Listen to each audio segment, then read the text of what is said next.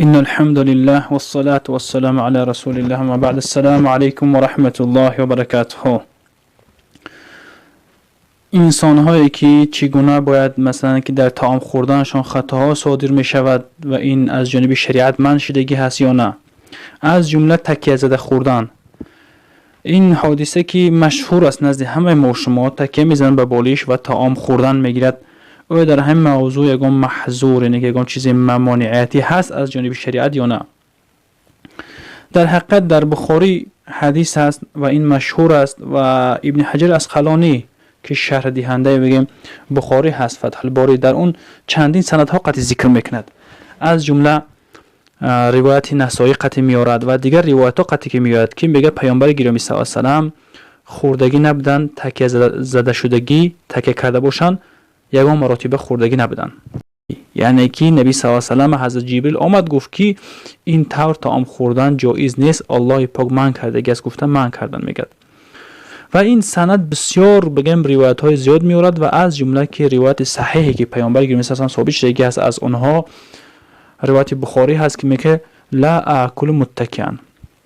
پیامبر گرامی صلی الله علیه و سلم سین یک مرد گفت که من گفت هرگز گفت تکیه زده شدگی طعام نمیخورم گفت. و در اینجا چندین صحبت ها هست. اهل علم گفتن تکیه زدگی چی رو میگن؟ تکیه زدگی اینه که یک پهلو زده در بالشت هست، در گوشش تکیه میکنه انسان میخورد. بعضی گفتن که همون خمون تربعش میگن که 4 زانو زده خوردن هم از همین تکیه زدن در حکم کردن بعضی ها. چقدر که اونایی رحمه الله باب کردگی هست و ذکر میکند که انسان هایی که تکیه زده میخورن چی حکم دارد. اصلا انسان هایی که تکیه زده میخورن آیا حرام هست یا که مکروه؟ قول راجح همین است که مکروه تحریمی هست، تماما درست نیست است این کار کردن. اونایی رحمه الله در ذکر میکنه معناش که نمیخورم ما تکیه زدگی، یعنی که پیامبر گرامی صلی الله علیه و سلم میگه که ما تکیه زدگی نمیخورم، مانند انسان هایی که طعام بسیار میخورن به تشویش دیگه 4 زانو میزنن و میخورن. این خیلی نمیکنه گفت پیامبر گرامی صلی الله علیه و سلم. ابن حجر اسقلانی رحمه الله میگه که اهل علم در این باره بسیار صحبت ها کردن، راجح همین است که یعنی که پیامبر گرامی صلی الله علیه و سلم که من نمیخورم این خیل تکیه زدگی کی، یعنی که این کار موافق اسلام نیست است، چون که از حضرت جبریل چه گفتیم که منع کردگی است، با هم خاطر حکم به کراهیتی دادگی هستند. به هر حال که اگر همین کار جایز نبودنش ثابت هست، آیا مکروه است یا که حرام، این یگم اهمیتی ندارد، یعنی که از جا اهمیت داده می شود که این کار درست نبوده است. و طریقه ششتگی یعنی که نشستگی پیامبر گرامی چقدر نشستن و طعام خوردن.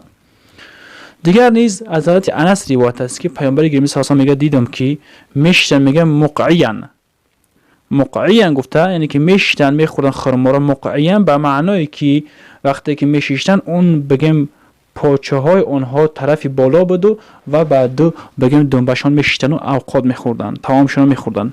به خاطر چه وقتی که یا اینکه در آدابی که مثلا مشهور هست که آداب طعام خوردن در بالا یک پاچه شیشتن، یک پاچه دیگر چی طرف بالا، چقدر که دیدید الان طریقه طعام خوردن که همین طور طعام خورده باید شود. اما نفرهایی که تکیه میزنن اونها حکم کراهیت دارد و بعضی نفرها فکر میکردند که به بعضی نفرها اجازت باشد و بعضی نفرها در اجازت نباشد، اما در تمام عامتا جایز نیست است، مگر بعض انسان‌هایی که عذر داشته باشند اونها از این مسئله بیرون هستند.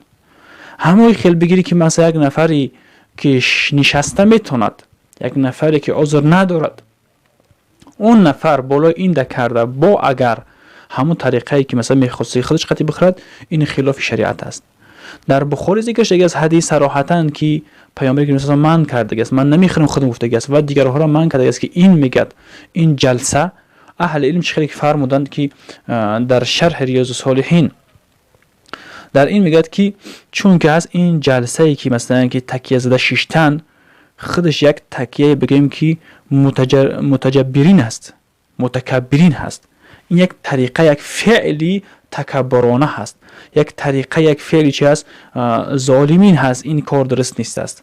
به همین خاطر دیگر ضررهایی که از جانب تیپ ثابت شدگی هست، وقتی تکیه زده خورده شدگی هر آینه اون جای اون مکانی که طعام راست باید همونجا برود، یگام کجروی و باید مثلا که دیگر چیزهایی که نشد باید همونجا برود، در حالت تکیه زده شدگی اون طعام به آسانی و به خوبی نمی رود. یکم دوم کرده که هست ضررهای دیگری دارد که در طب ثابت شده است که اون وقتی که این طور خوردن بگیرد اون به کسری های گوناگون گرفتار شدنش ممکن است. اما طریقه سنتی که چیه که دیدن، وقتی این طریقه اگر بخورد انسان از همون معیار معینش زیاد خورده نمیتوند. وقتی که میخورد اون درک میکنه که چند خوردگی هست، علاکه سری خودش رو درک میکند. وقتی که تک زدگی یا اینکه 4 زون خون بگیم وقتی 6 تا خوردن گرفت، اون یک علامت های زیاد خوردن و بگیم یک علامت هایی که اون باید درک نکنه که چقدر خورد است و زیاد خوردن بگیرد. از همین کردن معده درد شروع بشود و دیگر کسلی ها از جمله که بعضی کسلی هایی که طب ثابت کردگی است از این طریقه پیدا شدن میگیرد. بالاخره طعام خوردن در حالت تکیه زده شدگی درست نیست است. چقدر حدیث گفتیم و هر کسی بخواهد که رجوع کند در همین کراهیت خوردن تکیه زدن نظر کند که حدیثی که همین تحت همین حدیث بخاری که فتح الباری نمیتونه که نظر کند، در اونجا سندهای زیاد ذکر میکند، به حد اندازه زیاد میورد و قولهای صحابه را میاره و فعل های نبی صلی الله علیه و آله میاره که دیگر مثلا که طریق هایی که مثلا ذکر کردگی هستن طرق ها جایز نیست از خوردن تکیه زده شدگی.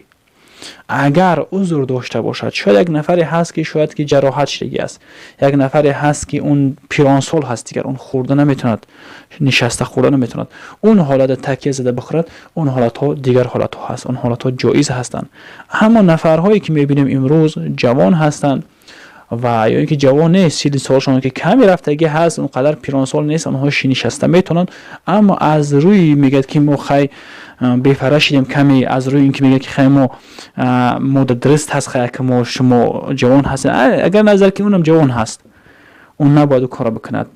الله پاک این آداب پیامبر کریم صلی الله علیه و آله شنیدن و عمل کردن نصیب روزی بگرداند که در این فایده های زیاد هست، خلافی در این ضرر های زیاد هست. والله اعلم و السلام علیکم و رحمت الله و برکاته.